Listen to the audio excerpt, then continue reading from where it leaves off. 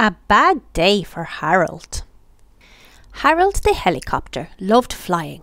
Up in the blue sky over the island of Sodor, he looked out for anyone in distress.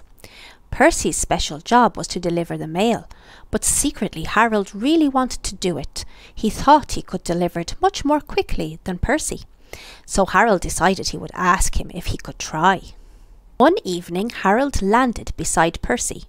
"Why don't I carry the mail for you tomorrow?" he asked. "I can get it done in a jiffy. I'm sure you must get tired carrying it around, Percy. It's much too heavy for you." Percy was very cross and not at all grateful. "Delivering mail is an engine's job," he said grumpily. "It doesn't concern you." Next morning Percy was carrying the mail past the harbour. The sun was shining and he felt very brisk and cheerful.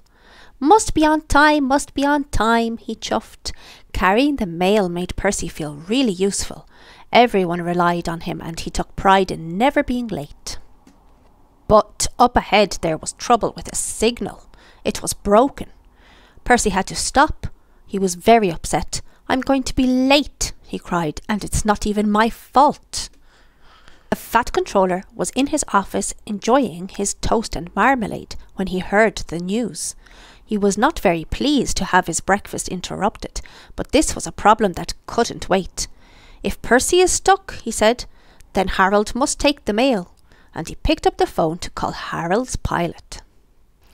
At the signal box, poor Percy was still waiting as a group of engineers tried to fix the signal. Just then he heard a familiar sound coming from above.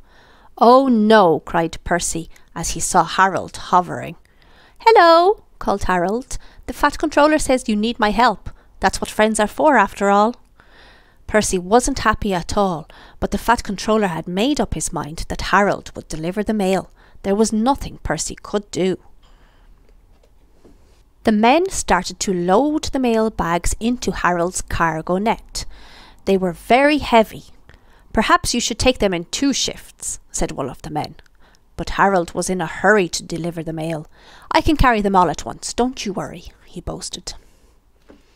Just as the men finished loading, an engineer cried out, "The signal's fixed!" But it was too late. Harold had already left the ground. Poor Percy watched as he disappeared into the distance with the mail. Then everyone heard a strange sound. Harold was in trouble. "My net is too heavy," he wailed. "Watch out for those trees, Harold," cried his pilot. But Harold was out of control. He was spinning round and round and round, and crash! Poor Harold! He came crashing to the ground in front of Percy. Percy sped over to see if Harold was all right. Luckily he wasn't badly hurt, but his engine was rather the worse for wear.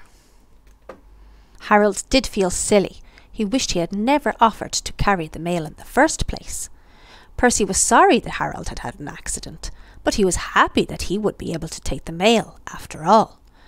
The men took the mail bags from Harold's cargo net and loaded them onto Percy. The next day, Harold's engine was fixed. Percy was very pleased to see him. "Fancy taking the mail, Harold," he teased. "I'll stand by with the rescue team." Harold just smiled. "Thanks for helping me after my accident, dear chap," he said. "That's all right," chuffed Percy. "That's what friends are for, after all." Choo-choo.